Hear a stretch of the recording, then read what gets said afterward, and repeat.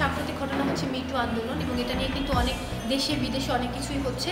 তো আমরা সর্বশেষ যে পারফরমেন্সটি করেছি সেটা হচ্ছে #মিটু এবং এটার গল্প এবং পরিচালনায় ছিলেন আমাদের যিনি প্রতিষ্ঠাতা এবং পরিচালক নীল রহমান, আর পারফর্ম করেছি আমি নিজে।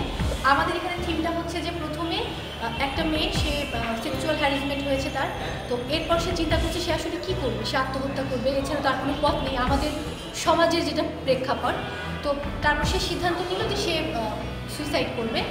ওই সময়ে গিয়ে তার মনে পড়লো যে একটা সময়ের কথা, তার সঙ্গে কি কি হয়েছে। তখন আমরা দেখাই যে হ্যাঁ মেয়েটি তার কী অবস্থা হয়েছিল, তার সঙ্গে যে কাজগুলো হয়েছে সেগুলো আমরা দেখাই।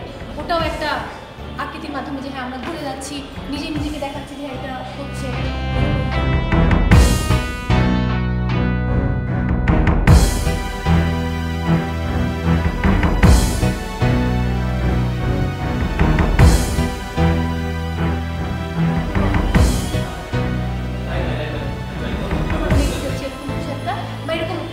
সামথিং এরকম কিছু দেখালাম। তখন আমার মেয়েটা একটা চেয়ারের উপর দাঁড়িয়ে আছে, সে গলায় রশি দিয়ে দিবে, ওটা সে বাঁধছে, তারপর সেটা ধরে রশিটা পড়বে গলায়।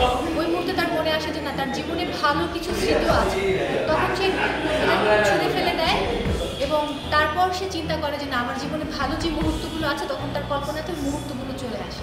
তখন সে ওইখানে গিয়ে তার ভালো স্মৃতিগুলো মনে করে, তার জীবনে কী হয়েছিল, সে কখনো কোনো প্রতিযোগিতায় বিজয়ী হয়েছে, কখনো ভালো রেজাল্ট করেছে, ওই স্মৃতিগুলো তার ফুটে ওঠে। তারপর দেখা গেলো যে হ্যাঁ সে একটা মেডেল পেলো, মেডেলটা গলায় পড়ছে, এই জিনিসটা সবাইকে দেখাচ্ছে যে হ্যাঁ সে একটা স্বর্ণের মেডেল পেয়েছে। তারপর সবার সঙ্গে হ্যান্ডশেকগুলো, ওখান থেকে ফ্ল্যাশব্যাকে সে আবার ওই চেয়ারে দাঁড়ানো অবস্থায় ফিরে আসবে যে আমি কি এখন সুইসাইড করবো নাকি করবো না, আমার আসলে কী করা উচিত।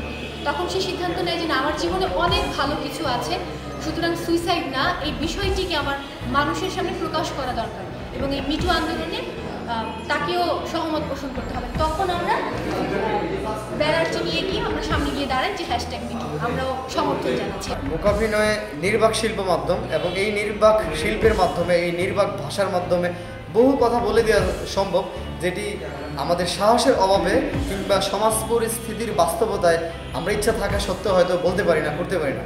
শুরুর দিকে অর্থাৎ 2011 সালের দিকে, 12 সাল 13 সালের দিকে আমরা স্ট্রিটে পারফরমেন্স করেছি, রাস্তায়। তখন একটু মানুষ কেমন করে তাকাতো, হ্যাঁ কী দেখতেছি, ভাড়ামোপন্ন মনে হয় কি একটা ঝোকারি করতেছে, কমেডি। আসলে it's not comedy, it's a mind.